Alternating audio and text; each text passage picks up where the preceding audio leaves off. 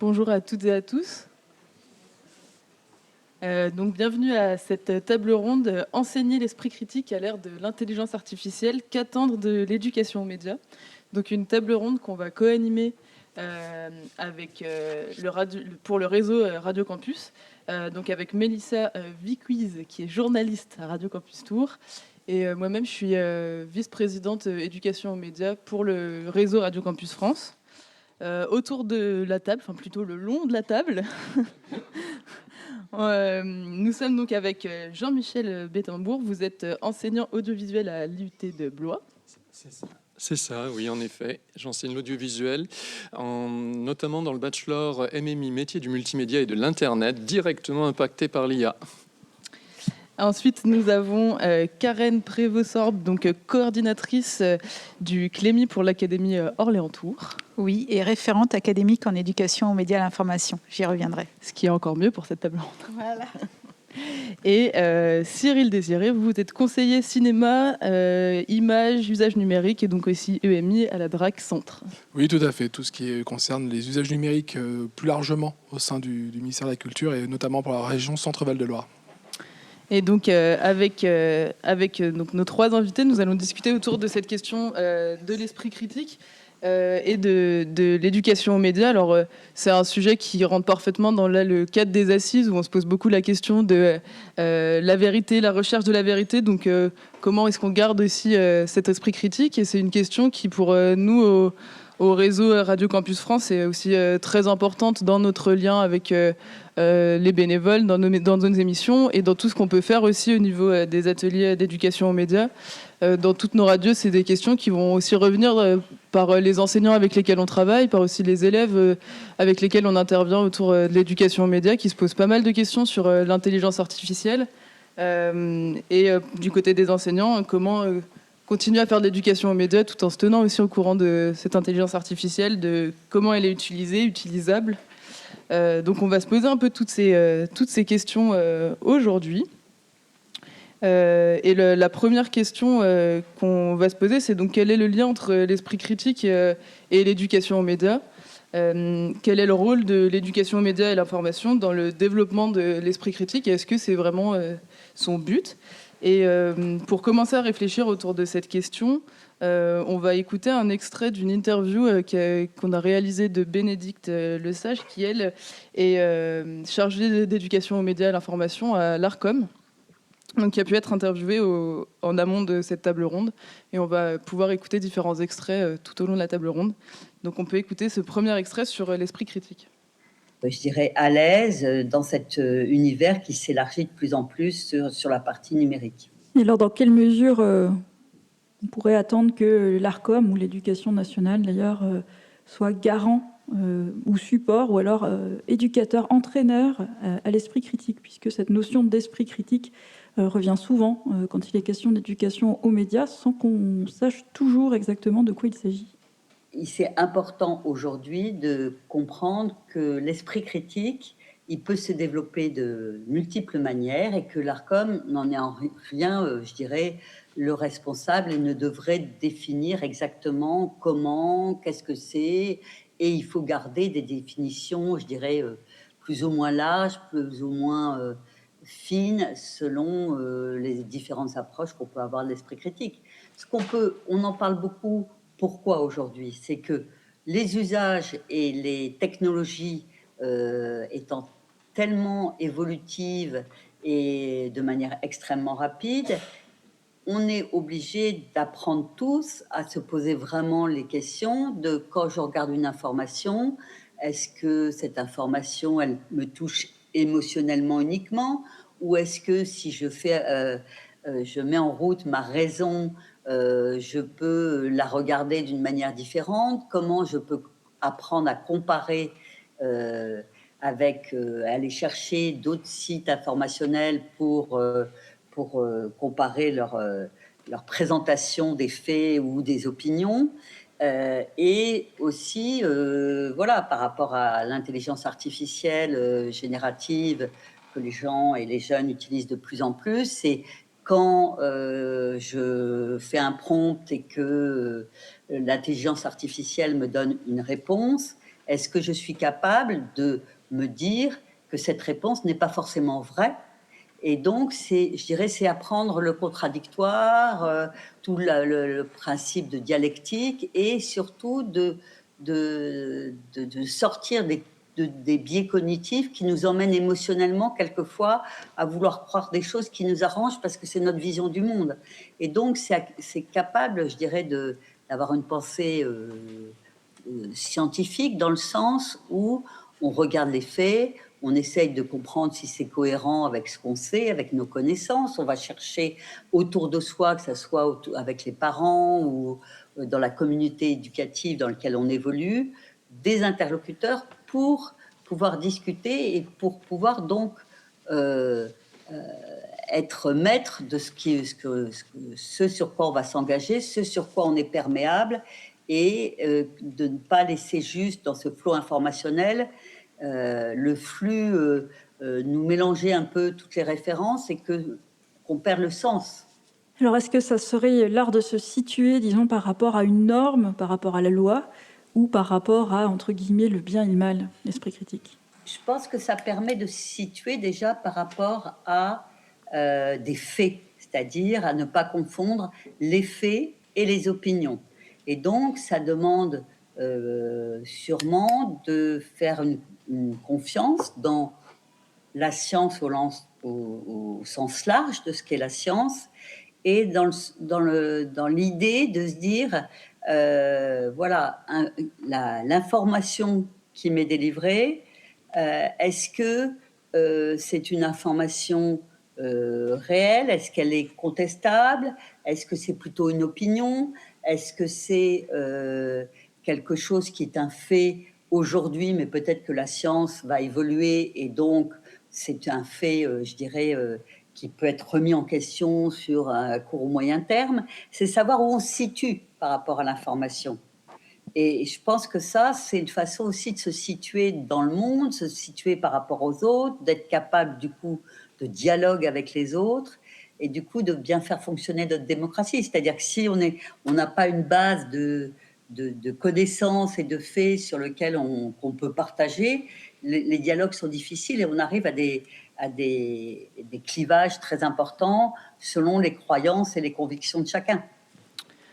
Donc voilà la fin de cet extrait d'interview. Est-ce que autour de la table, vous voulez réagir vous aussi par rapport à ce qui vient d'être dit aussi? Pour vous, qu'est-ce que l'esprit critique, et surtout comment est-ce que l'éducation aux médias est liée à cette notion d'esprit critique? Alors, j'aurais, oui, peut-être quelque chose à dire. Alors d'ailleurs, mesdames et messieurs, si à un moment vous voulez nous poser une question, nous interrompre, n'hésitez pas, de manière qu'un échange, nous avons la chance d'être dans un cadre plutôt intime. Ce qui est évoqué là, c'est ce que nous appelons en IA le principe du stagiaire. Il y a des gens qui prennent l'IA un petit peu comme un oracle, c'est-à-dire on frotte la lampe magique, le génie en sort, on lui demande quelque chose et on l'a quasiment instantanément. Et c'est vrai qu'on peut comprendre que, de prime abord, ça éblouisse. L'IA est plutôt à considérer comme un stagiaire. C'est un stagiaire qui, sur le papier, est fabuleux.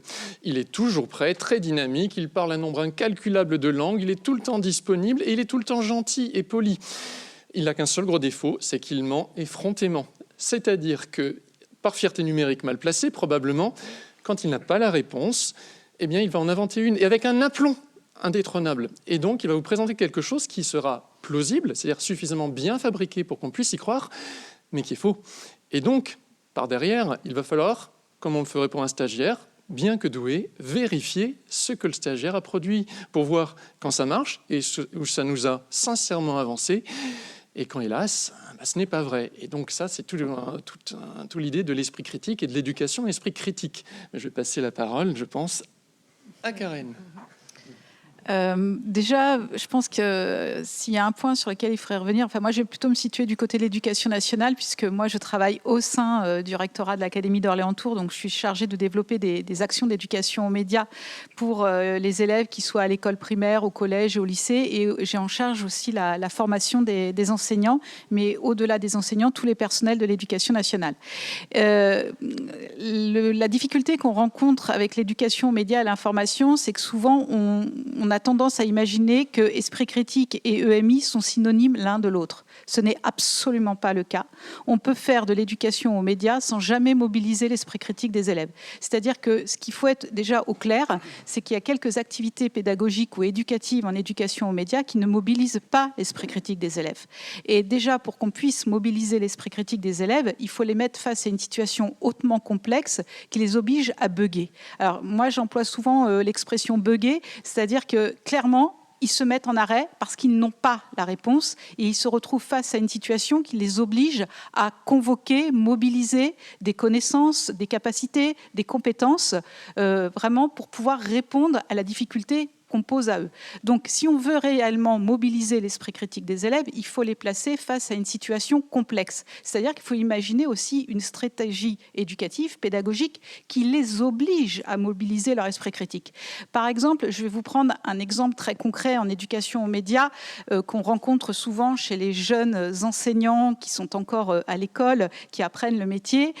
Souvent, ils me disent « Oui, je suis en train de travailler sur, par exemple, une information avec les élèves, enfin, c'est ce que j'imagine travailler avec les élèves, je vais leur demander la source. Là, je vais mobiliser leur esprit critique puisque je vais demander la source.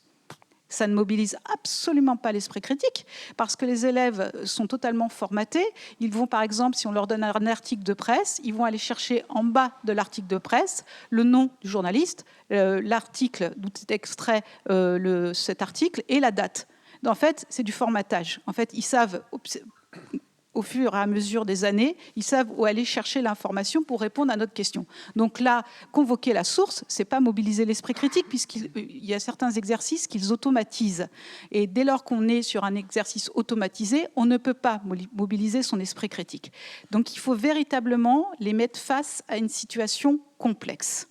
Là où ça change considérablement la donne pour nous avec l'introduction de l'IA, c'est qu'on est obligé aussi de repenser nos stratégies éducatives et pédagogiques en éducation aux médias, parce que vous savez que l'un des incontournables en EMI, c'est partir des pratiques des élèves. C'est-à-dire que cela fonctionne en EMI dès lors qu'on part des pratiques des élèves. Et là, quelque chose qui est important et qui est en train de monter, et tout à l'heure, je l'ai entendu de la part de certains lycéens avec lesquels j'ai échangé, c'est que nous, on a des élèves qui s'informent de plus en plus aussi via l'IA, c'est-à-dire que les IA sont devenues des sources d'informations d'actualité. Donc ça aussi, il faut le prendre en compte. C'est pas seulement ce que l'IA produit, c'est aussi prendre en compte que les sources d'informations de nos élèves ont changé. Ça veut dire que dans les stratégies, les actions qu'on va mettre en place, il va aussi falloir partir de leurs pratiques. Ça veut dire aussi nous faire évoluer la manière dont on propose des activités, la manière dont on pense les élèves. Et là, ce qui est intéressant, c'est que ça veut dire aussi faire monter en compétence les enseignants, parce que tous les enseignants ne savent pas forcément que les élèves s'informent via les IA. Et surtout, on a des enseignants aussi qui ne savent pas comment sont collectées, agrégées les sources que prélève l'IA pour répondre à une question d'actualité. Alors peut-être que même vous, dans la salle, vous ne savez pas aussi quand, par exemple, on interroge ChatGPT sur l'actualité, quelles sont les sources d'informations collectées par ChatGPT pour vous apporter une réponse. Alors c'est problématique pour nous, je vous le dis, parce que les premières sources collectées sont anglo-saxonnes, il n'y a quasiment aucune source française. Donc ça donne aussi une vision du monde à nos élèves et aussi certaines réponses particulièrement arrêtées sur certaines questions. Donc déjà, premier point, et je vais laisser la parole à mes collègues, c'est sur l'éducation aux médias, l'IA et l'éducation à l'esprit critique. Déjà, 1, ne pas confondre EMI et éducation à l'esprit critique. Et 2, en EMI, première chose, partir des pratiques des élèves. Et ces pratiques ont largement été modifiées par l'introduction de l'IA. Alors, jusqu'à Rennes, je peux dire également dans le milieu universitaire, tu as raison, il n'y a pas que le secondaire. L'IA devient le nouveau Wikipédia, devient le nouveau Google, et globalement, les gens ignorent ce qu'est la boîte noire, c'est-à-dire en clair, les ingrédients et la recette de l'IA afin de produire ces résultats. Des résultats qui reflètent, suivant la base de données, une certaine vision du monde. Et qui, pour l'instant, n'est largement pas claire. Je ne suis pas contre IA, je le dis tout de suite, mais il faut réfléchir à ça. C'est-à-dire, comme quand vous demanderiez l'avis de quelqu'un, vous écoutez l'avis de cette personne, mais vous ne lui obéissez pas aveuglément. Vous regardez, vous interrogez les sources.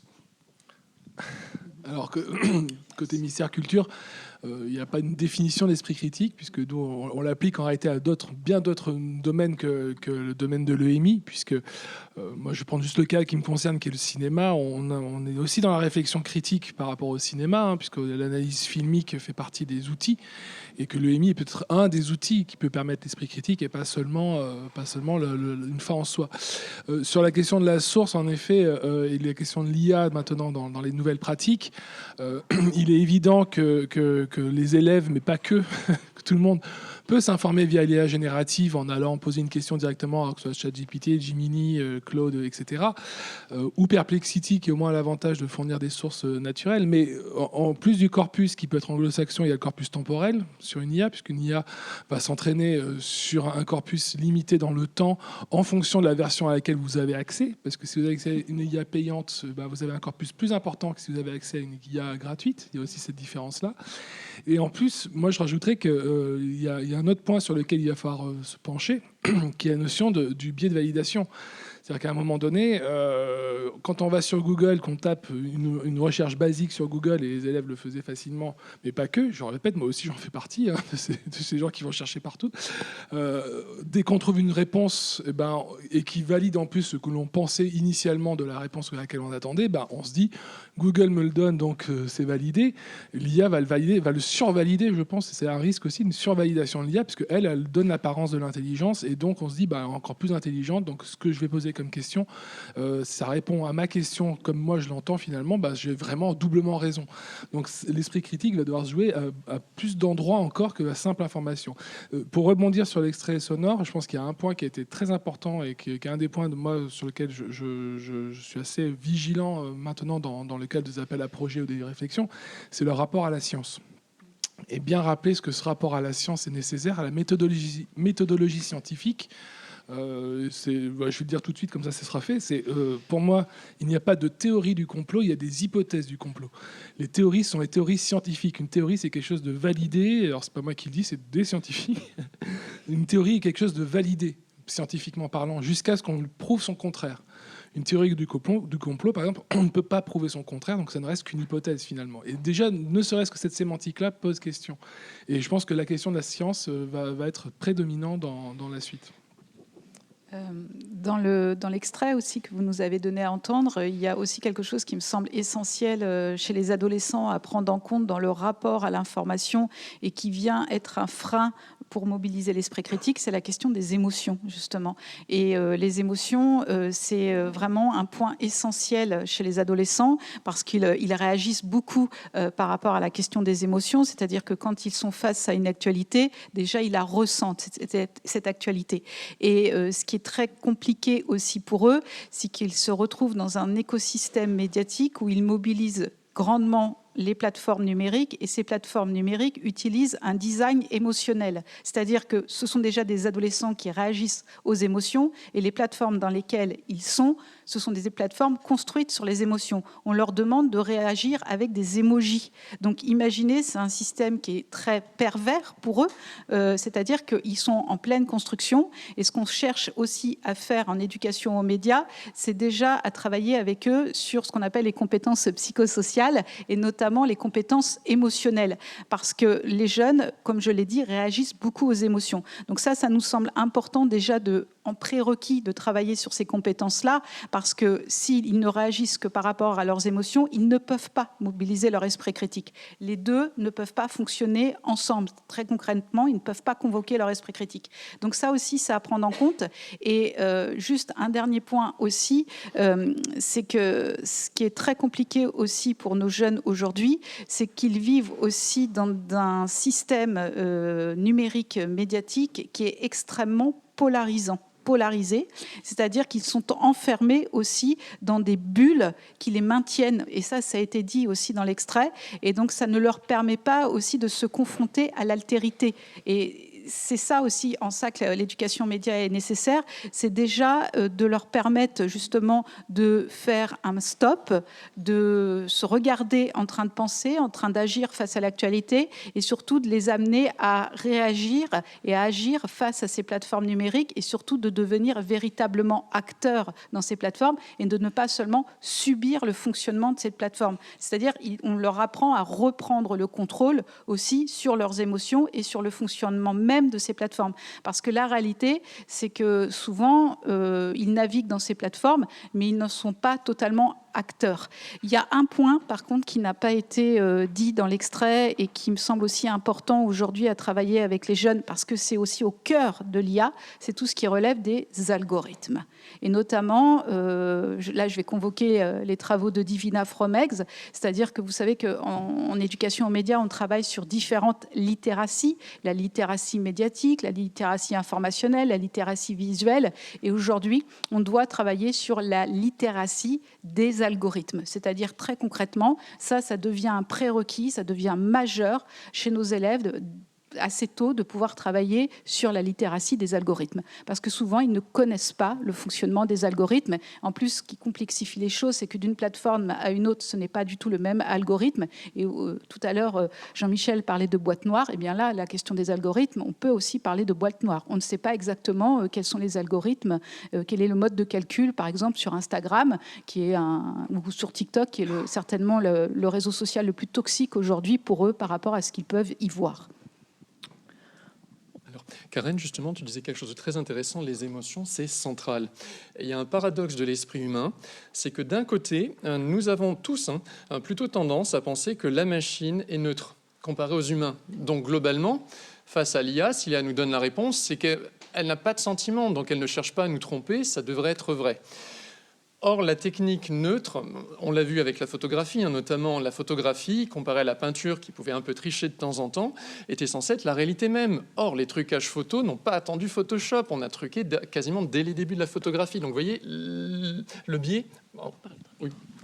Le biais était dès le départ. Et en même temps, c'est ça le paradoxe, nous aimons bien que l'intelligence artificielle nous parle comme une fausse personne, parce que nous avons tendance à anthropomorphiser l'IA. Et ChatGPT est gentil, par définition, mais nous pouvons encore mieux le customiser. Il peut nous parler comme une bonne copine ou comme nos grands-parents. Nous pouvons lui demander d'incarner le rôle que nous voulons. Et donc, il y a cet aspect d'impact, d'affect, qui va faire que notre esprit critique sera encore plus émoussé, parce que il nous parle un peu comme une personne qui sera toujours là quelque part pour nous. Et effectivement, à l'âge de l'adolescence, où justement le sentiment est encore plus présent, il peut y avoir des risques. Il peut y avoir des avantages aussi, mais il peut y avoir des risques. On l'entend dans toutes vos réponses. Quand on parle d'éducation aux médias, éducation à l'esprit critique, on parle surtout d'élèves, de jeunes. Nous, on voulait poser un peu aussi cette question-là des publics. Pour vous, peut-être au Clémy, ça va être davantage l'éducation nationale. Est-ce que c'est ça le public le plus visé par l'éducation aux médias et à l'information ? Non, clairement non. Clairement non. Alors, sans être désobligeante, les études scientifiques montrent que ce sont les gens de plus de 65 ans qui diffusent 6 fois plus de désinformation. Donc, en fait, je suis désolée, mais en fait, on a tendance à beaucoup stigmatiser les jeunes qu'on a dans nos classes, mais il se trouve que nos jeunes, finalement, seraient peut-être mieux outillés que certaines classes d'âge, on va dire.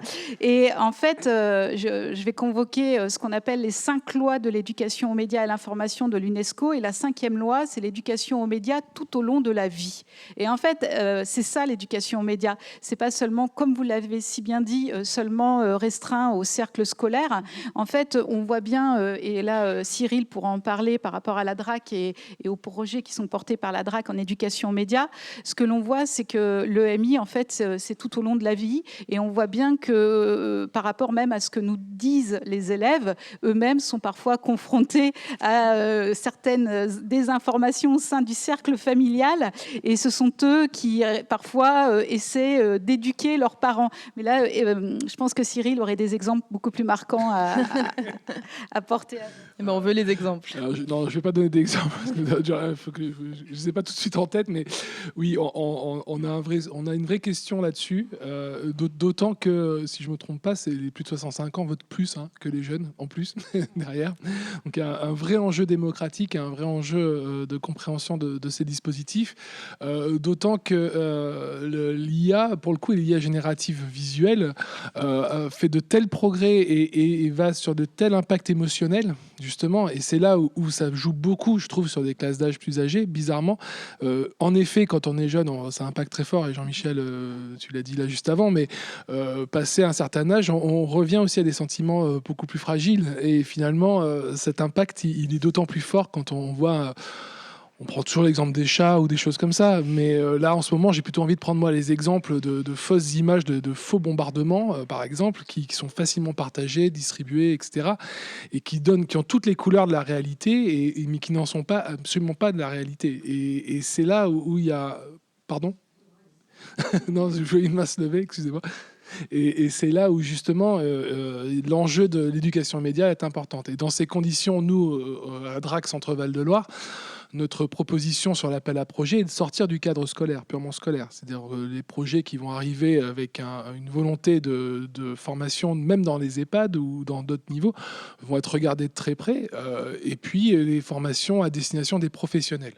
Parce que je pense qu'il y a aussi une courroie de distribution qui est très importante, qui est celle de l'ensemble des professionnels qui travaillent avec des publics, qui soient, on va parler des médiathèques, bibliothèques, mais aussi les travailleurs sociaux, les éducateurs spécialisés et tous les gens qui sont en contact avec tout type de public, et particulièrement les publics les plus fragiles. Hier, on inaugurait à Blois la Microfolie, pour ceux qui connaissent les dispositifs Microfolie de la Villette, qui sont des dispositifs informatiques d'accès à la culture partout sur le territoire, et on rappelait que par ce biais des microfolies et de la culture en général, on peut aller prendre soin des autres et prendre soin des plus fragiles, justement. Bon, l'EMI doit faire la même démarche et fait partie de cette même démarche, clairement. Allez-y, puis je répéterai votre question au micro pour l'enregistrement. Juste, je suis en Occitanie et je fais de l'éducation aux médias des seniors. Il y a une question qui se pose, c'est quand même les gens qui viennent dans ces ateliers sont déjà des gens qui sont conscients qu'ils ont une pratique problématique parfois de l'usage des réseaux sociaux et du partage d'informations.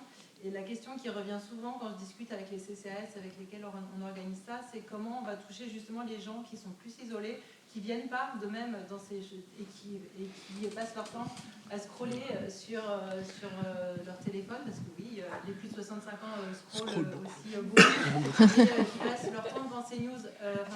Ces gens-là, c'est dit, c'est fait, c'est fou. Je dis pas que tous les plus de 65 ans font ça, c'est pas du tout ça. Par contre, ces gens-là ne viennent pas à ces ateliers. Et comment on fait pour les toucher ? Donc je répète juste rapidement la question qui a été posée dans le public, c'est comment réussir à toucher les seniors qui vont pas de même dans les ateliers et qui sont potentiellement ceux qui auraient le plus besoin de ces ateliers-là.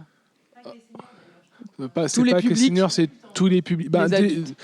C'est pour ça que déjà, mine de rien, d'aller chercher des publics captifs qui ne viendraient pas naturellement, mais qui sont en difficulté ou autres, qui profiter qu'ils soient captifs pour aller leur enseigner des éléments. Je pense que c'est une première chose. Et après, malheureusement, moi, j'ai pas de solution toute faite là. Mais moi, j'ai un exemple concret. Toi, exemple, ouais. C'est que dans la région Centre-Val de Loire, c'est vrai qu'on a deux grosses métropoles régionales, Tours et Orléans, mais on est quand même fortement dans une région très rurale. Et je pense notamment, par exemple, au sud de la région Centre-Val de Loire. On a la problématique, par exemple, sur le Berry et notamment au sud de l'Indre. Et donc là, on a des publics qui sont quand même assez enclavés. On n'a pas forcément un média, un journaliste près de soi. Mais par contre, il y a quand même cette problématique d'aller voir ces publics qui sont éloignés, empêchés. Voilà. Et là, j'ai en tête un exemple très concret. Il se trouve que dans le Cher et dans l'Indre, on a une association qui s'appelle le Mediavan. Et en fait, tout simplement, c'est un journaliste qui a une petite caravane. Voilà, merci. Une petite caravane. Et ce que j'aime, moi, dans ce projet-là, c'est que la caravane, elle est installée sur la place de l'église. Il n'y a aucune obligation c'est-à-dire qu'on n'est pas dans un lieu captif. Et moi, ce que j'aime bien, en fait, c'est que la caravane, elle est installée le jour du marché, donc les gens passent, on essaye de les capter. Et surtout, le Mediavan, par exemple, le matin intervient dans l'école primaire, auprès des plus jeunes élèves. S'il y a un collège rural, la caravane est installée dans la cour du collège. Et petit à petit, le soir, elle se déplace vers la place de l'église. Donc, je ne dis pas que c'est vraiment la solution, mais là, on va installer et viennent ceux qui veulent venir. Mais l'idée, c'est de ne pas être dans l'obligation, on n'est pas sur un lieu enfermé. Et ce que moi, j'aime beaucoup, c'est que ça passe par la radio. C'est-à-dire que clairement, la radio, elle est installée sur la place de l'église, c'est ouvert à tout le monde, puisque ça se fait à ciel ouvert. Et ce que moi, je vois, c'est que ça attire, les gens viennent voir, s'approchent tout doucement, c'est vraiment les petits pas, mais je pense que vous pourriez en témoigner étant à la radio. Et je pense que ça passe par ça. Déjà, c'est renouer un lien de confiance aussi. Il faut que les gens aient confiance. Donc, il faut que la caravane, elle revienne plusieurs fois. Donc, elle revient plusieurs fois. Et puis après, il y a l'effet intergénérationnel. C'est-à-dire que les petits, les collégiens, ils sont allés, ils en parlent aux grands-parents ou aux parents. Et petit à petit, ces gens viennent à la caravane. Et je trouve ça très bien. Et je sais que ça se fait dans d'autres régions.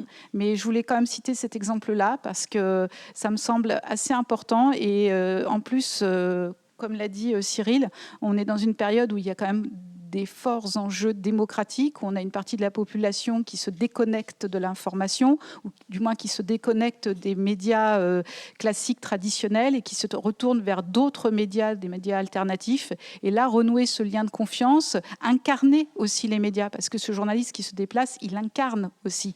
Et ça me semble important. Mais je pense que vous aussi, vous auriez des exemples très concrets à Radio Campus. Sur l'idée de la caravane, au-delà du réseau Radio Campus, ça me fait beaucoup penser au réseau Carmen dans le Nord, qui a développé justement une caravane des médias qui tourne de plus en plus et qui a inspiré beaucoup d'initiatives de ce genre-là, donc d'aller sur les places publiques pour rencontrer du monde. Ça peut être de la radio, ça peut être de faire des petits écrits qui sont affichés au fur et à mesure autour de la caravane.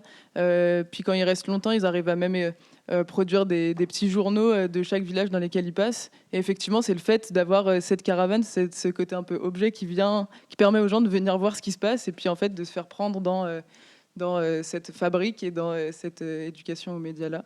Mais c'est sûr que la question de la mobilisation des publics, elle est compliquée, quoi. Oui. Moi, je travaille dans l'éducation populaire et du coup, j'ai une question toujours autour du public parce que vous avez parlé des jeunes, tout d'un coup, on est passé au plus de 65 ans. Moi, j'aurais bien reformulé en disant éduquer à l'esprit critique au lieu d'enseigner qui ferme ensuite dans une école. Comment, avec cette ère de l'IA qui arrive, on prend en compte le fait qu'il faut peut-être venir aux plus jeunes et dès le plus jeune âge, travailler et l'esprit critique, parce que je suis assez d'accord sur l'idée que l'EMI et l'esprit critique, c'est pas la même chose. Et comment, dans les programmes scolaires, par exemple, ça apparaît très tard et on ne le fait pas dès la maternelle avec, par exemple, de la pratique philo pour l'esprit critique, en parallèle de l'EMI avec la radio. Je parle de ces deux parce que c'est si je maîtrise, mais voilà. Est-ce qu'il n'y aurait pas un intérêt à venir à ça, en fait, dès le plus jeune âge? Donc, je reformule aussi la question pour l'enregistrement. La question, c'est plutôt, du coup, est-ce qu'il ne faudrait pas aller toucher les plus jeunes encore pour enseigner et l'esprit critique et l'éducation aux médias et justement ne pas attendre d'être déjà au collège, au lycée ou d'avoir 65 ans pour être touché par ces ateliers-là? Alors, je vous rejoins totalement. Il faut commencer dès les plus petites classes, dès l'école maternelle. J'adhère totalement à ce que vous avez cité comme exemple pour mobiliser l'esprit critique des plus jeunes enfants, à savoir les débats philo. On sait que, par exemple, en éducation aux médias, notamment chez les plus petits, puisqu'il y a la barrière de l'écriture, mais par contre, il n'y a pas la barrière de la langue oralisée, c'est l'éducation à l'image. Et je pense qu'on peut commencer avec les plus petits sur l'éducation à l'image, en choisissant, bien sûr, sûr avec le tact le plus grand possible les images, mais ça c'est important aussi d'éduquer le regard des élèves dès le plus jeune âge. Et notamment en passant par le regard, déjà on va mobiliser un vocabulaire, on va commencer à installer des notions d'éducation aux médias liées au vocabulaire, à la lecture d'images, puisqu'on retrouverait, Cyril pourrait le dire aussi au cinéma. Et par cette éducation à l'image aussi, on va pouvoir travailler sur le rôle des émotions, parce que les images font passer des émotions. On va pouvoir aussi amener les élèves aussi à commencer à serrer les images, parce que ça, je vois par exemple certaines maîtresses, certains maîtres qui le font très bien, de manipuler des images, de serrer des images, et surtout de distinguer les images du réel des images fictionnelles. Et petit à petit, on peut mobiliser leur esprit critique de cette manière-là, déjà, en les amenant à relever des points dans l'image. Là, clairement, ce qui est compliqué chez les plus petits, c'est la maîtrise du langage. Et la question aussi du rapport aux émotions et tout simplement la maturité aussi émotionnelle et intellectuelle, en fait. Mais les images, commencer à travailler sur des imagiers, il y en a pas mal en plus qui sont de plus en plus connectés à l'éducation aux médias. Par rapport à la question des programmes d'enseignement, les nouveaux programmes d'enseignement, parce que là, on est en pleine refonte des programmes d'enseignement, notamment les programmes de l'école primaire et du collège. Et vous savez qu'on a totalement repensé le programme d'enseignement moral et civique, ce qu'on appelle l'EMC, ce qu'on appelait autrefois l'éducation civique, mais ce qui ne ressemble plus du tout. Et le nouveau programme d'enseignement moral et civique est divisé en porte trois dimensions. Laïcité et valeurs de la République, ce qui est normal. Il y a tout ce qui relève du développement durable. Et enfin, la troisième dimension, et c'est la première fois que ça apparaît, c'est l'éducation aux médias et à l'information. Et dès les plus petites classes, il y a l'éducation à l'image et il y a la question des émotions. Et il y a la fabrique du regard. C'est-à-dire qu'on commence à travailler sur la fabrique du regard. Mais ce qui est vraiment difficile chez les plus petits, c'est la maîtrise du langage, en fait. Et la question la maîtrise des émotions. Tant qu'on n'arrive pas à travailler sur ces questions-là, on ne peut pas aller plus loin. Et en plus, c'est très bien montré par Serge Tisseron, c'est le rapport au réel. Vous savez que les enfants, lorsqu'ils voient une image qui arrive vers eux, ils pensent qu'elle est réelle. Donc il y a aussi cette capacité d'abstraction qui n'est pas présente. Donc on est obligé vraiment d'avancer de manière progressive liée à la maturité des enfants, en fait. Mais j'entends ce que vous dites, mais sachez que ça s'intègre de plus en plus au programme et on le voit bien là dans les programmes récents, il y a eu vraiment des avancées. Et pour rebondir sur cet aspect d'éducation, parce que tu parles d'éducation aux images, forcément ça fait écho à l'éducation au cinéma et aux images. Donc le fameux plan ECI qui est actuellement en cours de déploiement par le Centre national du cinéma et le ministère de l'Éducation. Et il faut savoir qu'il y a déjà plusieurs milliers d'élèves, dizaines de milliers d'élèves en France au niveau maternel qui ont accès à des dispositifs. En Centre-Val de Loire, on a 6 coordinations de cinéma maternelle ou maternelle au cinéma qui font que des enfants dès 2-3 ans, dès la première section, vont en salle de cinéma pour découvrir des films soigneusement choisis. Attention, on fait très attention à ce qui est choisi à leur montrer. Et avec la vision de films adaptés dans des conditions spécifiques pour les concernant et avec les explications basiques, dirons-nous, de ce que c'est qu'une séance de cinéma. Et ça commence là, l'esprit critique. C'est déjà faire comprendre à ces enfants que ce n'est pas une télévision, mais c'est une image projetée. C'est déjà un élément très simple, mais qui est primordial. Et puis ensuite, cette notion de réalité, faire comprendre ce que c'est que du cinéma d'animation, parce qu'il y a beaucoup de cinéma d'animation pour les enfants. Donc déjà, comprendre ce que c'est que le cinéma d'animation par rapport au reste sont des premières bases, des premières briques. Donc ça, c'est quelque chose c'est un travail de fond, je pense, qui est déjà mené. Et puis pour l'éducation au cinéma et aux images, vraiment, c'est un travail de fond sur toute la scolarité d'un élève, puisque l'idée, c'est de toucher 100% d'une classe d'âge à terme sur ces questions-là, et qu'on a de la maternelle jusqu'au lycée des dispositifs dans ce sens. Je pense que le EMI peut s'inspirer aussi de ce type de dispositif et comme le CI est en train d'intégrer les référentiels de formation des professeurs normalement, ma dernière nouvelle, l'EMI l'intègre aussi, donc on peut être assez confiant sur cet aspect-là. Là, je pense qu'il fait qu'on élargisse aussi à toutes ces autres classes d'âge parce que les nouvelles générations... Moi-même, je suis plus tout jeune, mais je fais partie des gens qui, à l'adolescence, ont eu accès à l'informatique très tôt. Dès le CE2, moi j'ai eu accès à des ordinateurs, à des TO7 et MO5 pour ceux qui connaissent, dans les cadres de l'école. Et depuis, je n'ai jamais quitté les ordinateurs, donc j'ai déjà beaucoup d'années à utiliser des ordinateurs. Mais il y a encore des classes d'âge qui n'ont pas eu accès à ça aussi jeunes. Donc c'est ces personnes-là qui sont quand même encore très nombreuses, et très nombreuses encore en France, qu'il faut aussi accompagner. Et c'est pour ça que l'idée, c'est pas c'était d'élargir ce spectre au plus grand nombre, parce que on pourrait aussi parler des trentenaires, des quarantenaires qui ont plus beaucoup de vie à eux parce qu'ils sont dans leur carrière professionnelle ou occupés par leurs enfants justement et qui disparaissent du champ culturel, par exemple. Justement, ce que je voulais dire également, il y a un partenariat avec les parents à nouer. Quand mon fils était à l'école primaire, l'école a proposé bien entendu des ateliers de sensibilisation pour les élèves, mais également pour les parents. Et ça s'est refait au collège, ça s'est refait à présent, il est au lycée. Venez qui voulait. Mais c'était quand même important que tout le monde puisse l'entendre. Et ce que j'aimerais ajouter, c'est que tout à l'heure, j'évoquais les trucages de la photographie qui sont arrivés quasiment avec la photographie.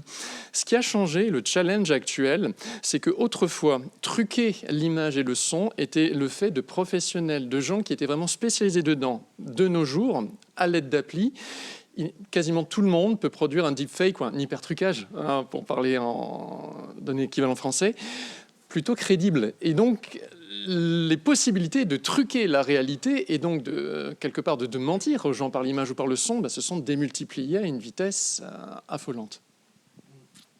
Justement, Jean-Michel, ça permet de continuer. C'est parfait. Après avoir parlé un peu du coup de l'éducation aux médias et des publics visés, on va essayer de retourner un peu aussi sur la question. Allez-y. Moi, je voulais souligner, par rapport à ce que vous venez de dire, je partage totalement tous les points de vue, mais que le premier éducateur, c'est le parent. Voilà. Et donc, ce qu'on constate aujourd'hui, c'est que beaucoup de parents, et notamment les parents des milieux les plus défavorisés, sont totalement dans le laisser-faire par rapport à l'image qui est la solution de facilité pour les enfants. Et vous avez dit qu'il y a des ateliers en primaire. Je pense que c'est encore pas très développé, pas suffisamment développé. Et pour côtoyer des enseignants en milieu très très précaire, REM+, où les parents sont totalement isolés de ce phénomène de l'image, je me pose moi la question, qui a peut-être choqué certains, de l'obligation pour les parents d'accompagner. Donc je répète, la remarque, la réflexion dans le public, c'est donc que les parents sont les premiers à pouvoir parler justement d'éducation à l'image avec leurs enfants et que eux ne sont pas forcément touchés, voire même très éloignés de ces questions-là. Et est-ce qu'il ne faudrait pas une obligation pour les parents de s'éduquer à l'image pour pouvoir transmettre à leurs enfants ? Alors, une obligation, c'est très très compliqué parce que avant cette obligation, par exemple, d'éducation à l'image, j'ai envie de vous dire qu'il y a déjà une obligation pour les soins primaires et déjà ça, on n'y arrive pas déjà, parce que c'est ça la réalité aussi. Alors, je vous rejoins totalement. On a des parents qui sont désarmés face aux pratiques de leurs enfants et de leurs adolescents. Par contre, je voudrais apporter une nuance. En fait, ce qu'on peut observer dans les établissements scolaires quand on échange avec les parents, c'est qu'il ne faut pas penser systématiquement que ce sont les familles les plus défavorisées ou les familles victimes d'électronisme ou d'illettrisme numérique qui sont les plus touchées. On a aussi des parents qui viennent de milieux très éduqués, très lettrés, qui ont fait des brillantes études et qui sont plutôt bien armés et qui n'arrivent pas non plus à accompagner leurs enfants. Parce que là, il y a aussi un gap générationnel, parfois, qui se pose aussi sur d'autres situations, pas forcément sur la question du numérique. Et moi, ce que j'aime à rappeler, pas forcément à vous comme type de public, mais aussi au CPE ou au chef d'établissement, c'est une chose qu'on a tendance à ne pas penser, à marginaliser. C'est la première génération de parents qui doit éduquer au numérique leurs enfants. Moi, j'ai une fille, elle a 17 ans, enfin elle va bientôt les avoir, elle a 17 ans. Je suis obligée de l'éduquer à ces questions-là, sauf que je fais sans aucun repère. Moi, je ne peux pas m'appuyer sur les repères transmis par mes parents. Mes parents n'ont pas vécu dans une ère du numérique. Moi, je suis née bien avant Internet et les réseaux sociaux, donc je suis obligée de composer cette éducation au numérique pour mon enfant. Je fais ça seule. Là où je me sens un petit peu plus armée que d'autres parents, c'est que déjà, au départ, je suis professeure. Ensuite, je suis référente académique en éducation aux médias et à l'information. Donc oui, je suis un petit peu plus outillée. Et en plus, ce qui me rend encore plus outillée, c'est que je vois ce qui se passe dans les établissements scolaires. J'entends ce qui se déroule dans les établissements scolaires. Je vois des situations de deepfake dans certains établissements scolaires qui génèrent des violences, parfois entre élèves ou parfois entre adultes. Donc, mais pensons aussi, c'est pour ça que je suis extrêmement vigilante par rapport à la question de l'obligation, par rapport au regard qu'on peut poser sur les parents, parce qu'on est face à la première génération de parents qui éduquent des enfants dans une ère du numérique. Donc les choses vont évoluer progressivement, mais où je vous rejoins, c'est que ces parents ont besoin d'être accompagnés. Et ça, on le voit bien. On a de plus en plus d'ateliers pour les parents, notamment dans les bibliothèques, dans les médiathèques, dans les centres sociaux. Il y a de plus en plus de structures. Même Radio Campus accueille des familles. Voilà. Donc ça se fait. Mais ce que je veux dire, c'est que les résultats, pour l'instant, au regard de la société, tarde à arriver. Mais je vous rejoins totalement. Il y a des familles qu'on a besoin encore plus d'aider, et notamment les familles qui ont du mal à venir vers les services publics en général, pas seulement l'école. Donc ces familles-là, oui, parfois il faut aller les chercher. Donc ça nous oblige aussi peut-être à repenser nos stratégies. Par contre, soyons très modestes, humble, parce que moi je sais aussi qu'il y a des familles qui ont très envie de faire les choses, mais qui se sentent totalement perdues. Et on a même des familles qui font beaucoup de choses, mais qui ne conscientisent pas. Et parfois, ces familles-là ont juste besoin qu'on les réassure en disant « dites-moi ce que vous faites, puis après, on va regarder de plus près ». Et en fait, quand elles font la liste de tout ce qu'elles mettent en place, je dis « mais voyez tout ce que vous faites ». Donc, c'est aussi des familles qui ont besoin d'être rassurées. Et en plus, ce qui joue contre ces familles, c'est que les choses se font à un rythme colossal. C'est-à-dire qu'il y a certaines familles qui me disent oh là là, j'ai réussi à me tenir à jour sur ce réseau social-là, il y a encore un autre truc qui apparaît, moi je m'en sors plus. Et en plus, il y a l'effet des fratries, c'est-à-dire que parfois ils ont réussi à vraiment maîtriser quelque chose, et il y a le petit ou la petite qui suit 4-5 ans après, et c'est encore d'autres problématiques qui apparaissent. Donc, mais je vous rejoins. Il faut accompagner les familles. Par contre, il faut prendre en compte aussi qu'on est face à une génération de parents qui est obligée de tout penser. On y viendra aux moyens. On y viendra plus tard. Ouais. Alors, je rejoins Karen, puisque moi, je suis dans le milieu universitaire, dans l'image, forcément, et en effet, cela peut toucher potentiellement toutes les catégories sociales. Donc tout le monde, quelque part, doit être vigilant. Et Karen, tu as raison de parler de la vitesse. C'est une image que je donnais à une dame avec qui je discutais juste avant cette réunion. Je disais, nous sommes dans un TGV lancé à pleine vitesse et nous jetons les rails devant nous pour avancer. Mais bon, c'est le voyage d'être parent, en fait. Donc je suis quelqu'un de positif, nous y arriverons. Mais il faut tenir le rythme quand même. Et c'est le papa et l'enseignant qui vous le dit en même temps. Alors, moi, mes enfants sont un peu plus grands, mais néanmoins, j'étais confronté aux mêmes problématiques, ne serait-ce que la gestion des mails. C'est un truc bête, hein, mais savoir gérer un mail, c'est pas comme ça. Voilà. C'est un apprentissage très singulier, particulier. Néanmoins, moi, je vais apporter une autre petite nuance aussi, dont je vais me baser sur le cinéma, en fait. Encore une fois, c'est en 25 ans de carrière, moi, dans le domaine du cinéma, j'ai vu beaucoup d'outils évoluer, etc., de manières d'accéder au cinéma très différentes. Moi, comme je dis, je suis arrivé au cinéma par la VHS, je ne suis pas arrivé au cinéma par la salle de cinéma. Et moi, maintenant, les jeunes viennent aussi par le cinéma, par Netflix, par les plateformes. Et donc, c'est aussi une question d'outils qui évoluent et qui peuvent donner le sentiment parfois qu'on est dépassé.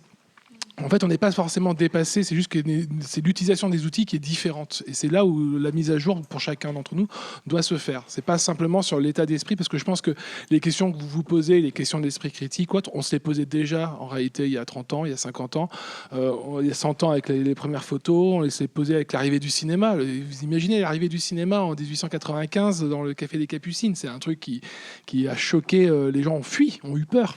Donc déjà, il y avait cette notion-là de nouvelles outils, de nouvelles approches qui arrivaient, qui venaient bousculer tout ce qu'on savait et notre vision des choses et comment on accède.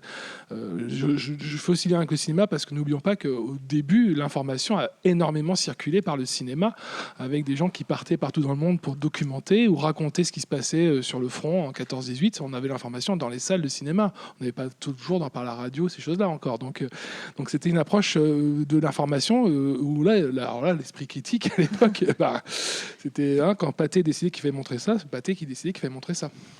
Et pour enchaîner sur cette question justement de développement rapide de l'IA et comment réussir aussi à suivre cette évolution-là, on voulait vous faire écouter une chronique qui a été réalisée par des bénévoles de Radio Pulsar, donc qui est une radio du réseau Radio Campus à Poitiers, et donc qui a été réalisée par des bénévoles sur la question justement de l'utilisation de l'IA par les jeunes et sur justement comment même en tant que eux, je pense qu'ils sont étudiants, ils sentent déjà qu'il y a un décalage avec des jeunes plus jeunes qu'eux. Donc je vous laisse écouter cet extrait de chronique de Radio Pulsar. Il y a quelques semaines, j'ai vu un TikTok passer où un lycéen demandait sur un ton très sérieux comment les dinosaures d'avant 2010 faisaient leurs devoirs quand ChatGPT n'existait pas. Surprise par cette question, j'ai regardé les commentaires où la plupart des retours étaient plus d'être choqués par le mot dinosaure que le vrai souci, l'impact de l'IA sur la nouvelle génération qui ne peut quasiment plus s'en passer pour leurs devoirs. En effet, il existe plusieurs types d'IA tels que ChatGPT, Copilot ou encore Gemini, qui ont un même point commun, elles vont traiter et analyser des informations beaucoup plus rapidement qu'un être humain. Néanmoins, il faut rester vigilant car l'IA est loin d'être une source fiable. Son objectif principal est de construire une phrase cohérente sans vérifier si les faits sont vrais.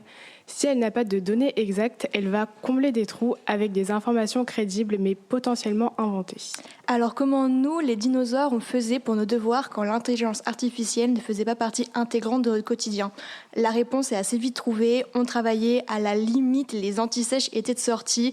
Mais aujourd'hui, 86% des étudiants en France utilisent l'IA dans le cadre de leurs études, dont plus de la moitié au moins une fois par semaine. Mais soyons honnêtes, cette utilisation abusive ne s'arrête pas aux études, ce serait presque rassurant.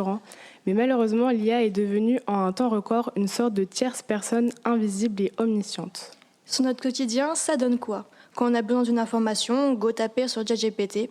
Pour rédiger un mail ou un message délicat à une autre personne, pareil, l'IA est la solution miracle pour n'importe quel sujet. Même pour prendre une décision, elle est utilisée. Une chose est sûre, ça permet de gagner du temps et de moins se prendre la tête, mais ça enlève beaucoup de choses sur notre quotidien. On est en train de basculer dans une vie où la réponse devient plus importante que la réflexion. Là, il n'est plus question d'efficacité. À force de vouloir tout optimiser, on finit par créer une vie déconnectée de tout ce qui fait notre singularité, nos hésitations, nos erreurs et surtout notre imagination personnelle. En bref, demander à l'IA d'écrire à notre place, c'est comme demander à quelqu'un de manger une pâtisserie pour nous. On gagne du temps, mais on n'en savoure aucune miette. L'intelligence artificielle peut imiter beaucoup de choses, mais jamais la mauvaise foi et les intuitions foireuses. Donc gardez vos stylos, c'est le seul outil qui, en plus de salir le papier, laisse un peu de nous dans chaque ligne. Donc je vais vous laisser réagir à cette chronique qui résume pas mal de choses qu'on a aussi déjà dites et aussi vous poser la question de comment on fait justement pour suivre cette évolution dans, par exemple, les outils pédagogiques du Clémy, comment on fait aussi avec les étudiants dans le supérieur pour suivre aussi cette question de leur utilisation de l'intelligence artificielle. Je répondrai dès que j'ai réarrangé mes bandelettes de momie, car je suis né du temps des pattes d'Ève. Donc là, c'est même plus le dinosaure, c'est une autre dimension. Donc Karen, si tu veux commencer.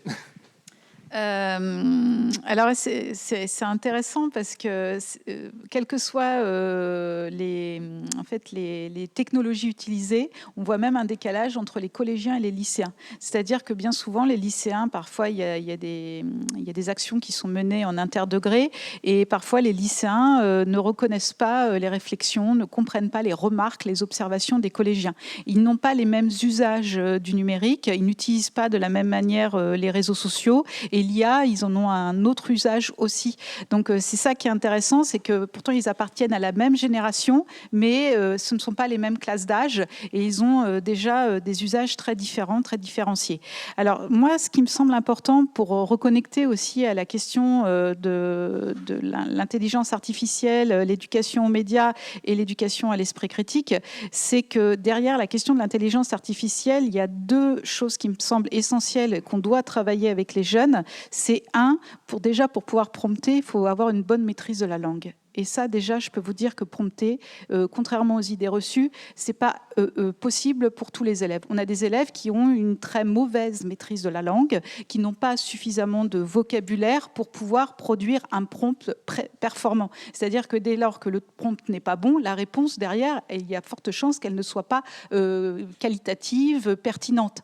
Donc prompter, j'entends beaucoup les prompts, les élèves utilisent. Non, clairement, on a des élèves qui sont en grave difficulté pour pouvoir prompter parce qu'ils n'ont déjà pas les prérequis. Alors ça, c'est déjà une chose importante, c'est la maîtrise de la langue.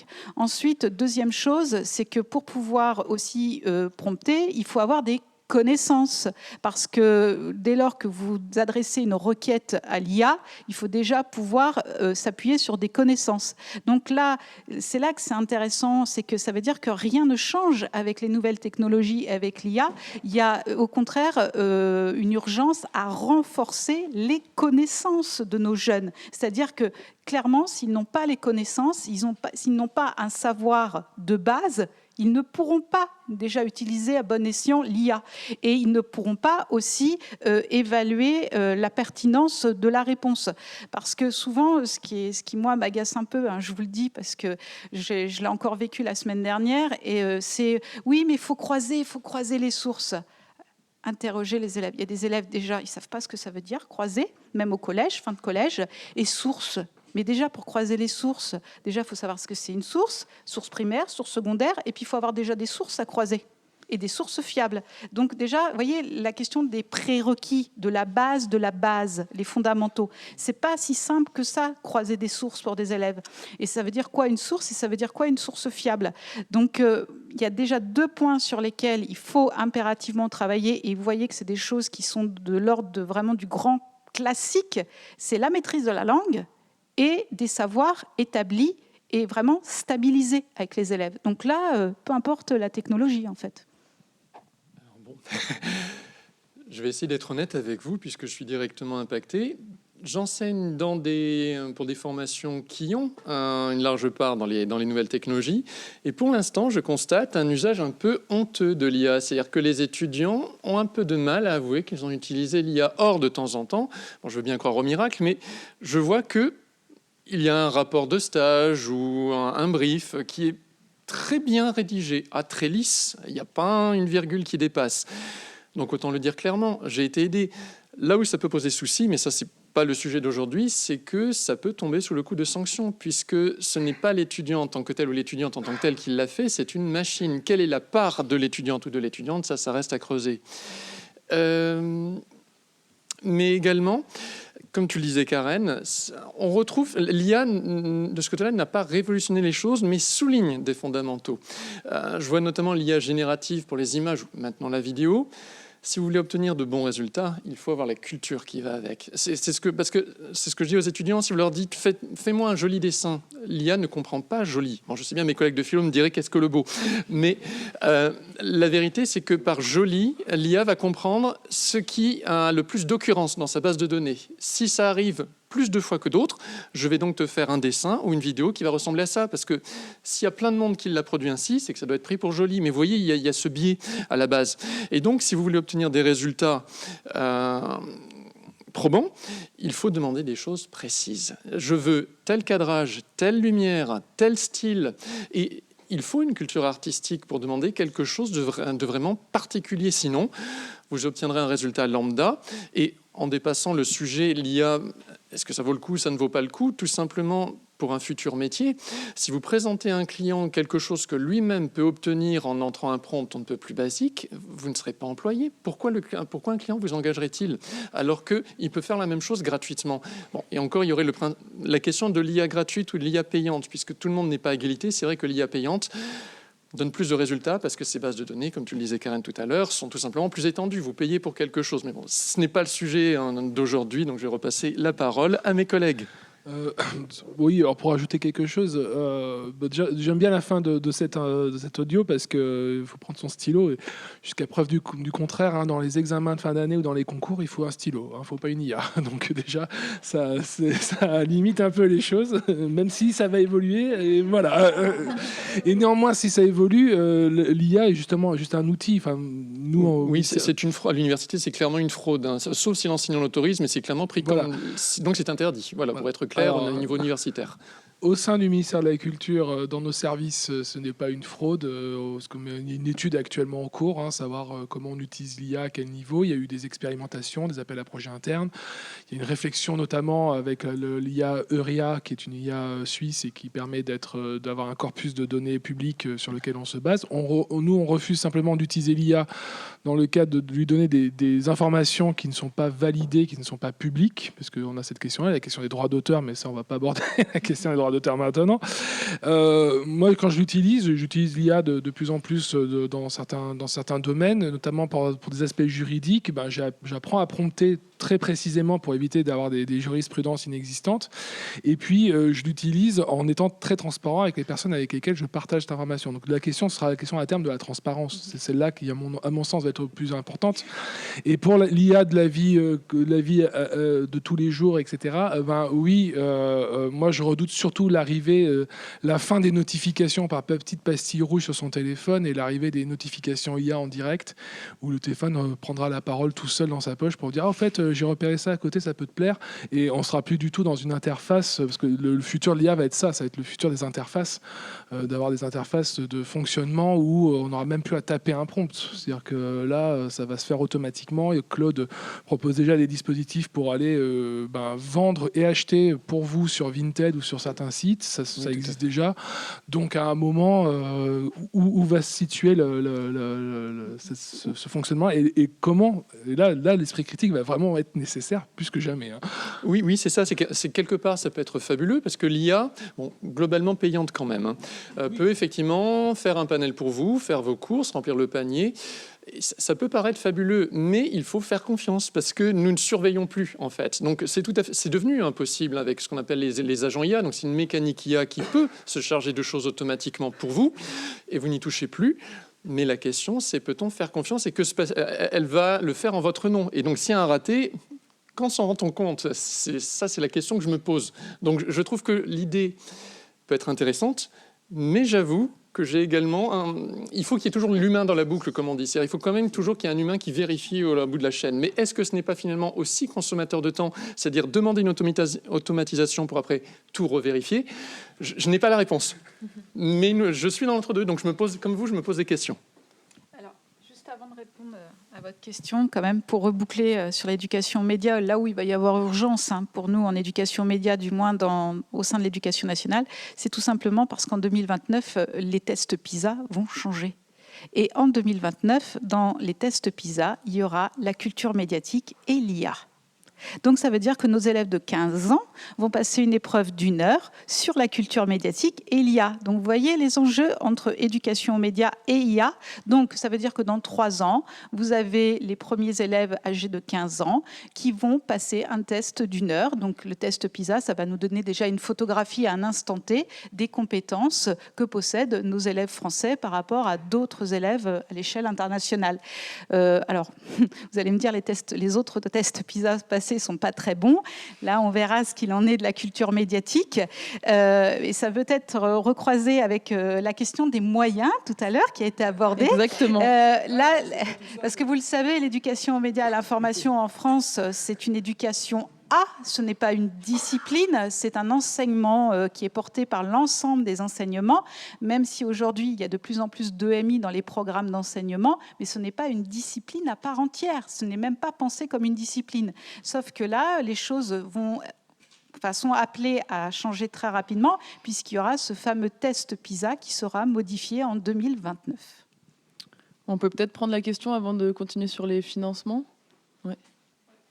Je travaille pour le réseau Radio Campus France, merci d'être je réagis par rapport à la prise de parole que vous aviez eue, Karen, au tout début la table ronde par rapport à la mise en opposition entre les émotions et l'esprit critique. Peut-être qu'on peut repréciser ce que vous voulez dire exactement, mais je trouve que paradoxalement, une IA n'a pas d'émotion, elle ne va pas réagir si on dit une dinguerie. Est-ce que l'émotion, au final, elle peut être utilisée, analysée au service de l'esprit critique? Parce que je ne trouve pas qu'on puisse vraiment la mettre en opposition. Non, c'est par rapport aux résultats donnés par l'IA que les élèves fassent très attention à leurs émotions à eux. Et ce qui est assez perturbant chez les adolescents, notamment au collège, c'est quand vous leur demandez, pas tous, mais la grande majorité, quand vous leur demandez les critères de fiabilité d'une information, leurs critères de fiabilité d'une information, ce sont les émotions. C'est-à-dire que très concrètement, le premier critère de fiabilité d'une information pour des adolescents, pas les adolescents, des adolescents, c'est l'émotion que suscite ce contenu, par exemple. Le deuxième critère de fiabilité, c'est le nombre de likes. Le like, c'est j'aime, c'est une émotion. Ensuite, c'est le nombre de vues. Le nombre de vues. Et ensuite, c'est le nombre d'abonnés, par exemple, au compte. Et bien souvent, ils vous disent, comme argument, si en fait ça a généré autant de likes, c'est que forcément c'est vrai, parce que sinon ça ne générerait pas autant de likes. Si ce compte qui a publié ce contenu, si ce compte a des milliers d'abonnés, c'est que c'est vrai, sinon il n'aurait pas tant de milliers d'abonnés. Vous voyez ce que je veux dire sur la question de l'émotion? Et en plus, les jeunes vivent dans des espaces numériques où il y a une prime au contenu émotionnel et aux contenus qui ont une forte charge émotionnelle. Et notamment, on a de plus en plus de contenus qui sont générés par l'IA. Et l'IA, là, c'est une IA qui est prédictive. Donc l'IA sait quel genre de contenu générer pour flatter l'internaute. Et malheureusement, on est dans des plateformes numériques où les contenus les plus chargés émotionnellement ont une prime, et une prime à l'interactivité, à l'interaction. Et on a des jeunes qui marchent très bien.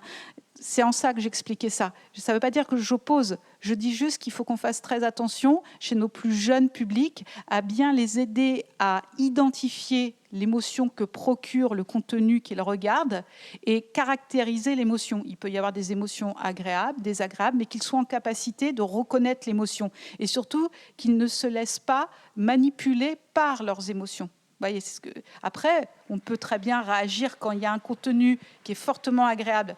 Je reviendrai notamment sur des contenus, parce que souvent on a tendance à parler des contenus trash, mais moi je pousse de plus en plus, par exemple, les enseignants à travailler sur des contenus très positifs, notamment à donner à voir des contenus positifs aux élèves.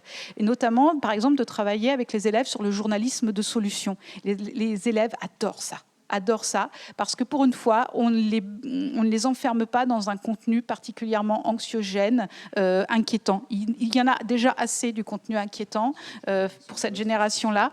Et justement, ça peut déclencher des émotions positives. Et là où je vous rejoins, il n'y a aucun souci sur une émotion agréable comme ça, puis qu'il la matérialise. D'autant plus si le contenu, il est très agréable. Voilà.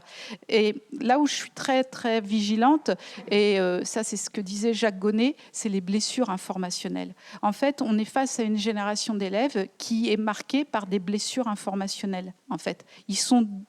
Franchement, quand vous regardez quel est le quotidien d'un jeune, les jeunes sont bombardés d'informations, de flux informationnels. Certains jeunes sont même en surcharge informationnelle.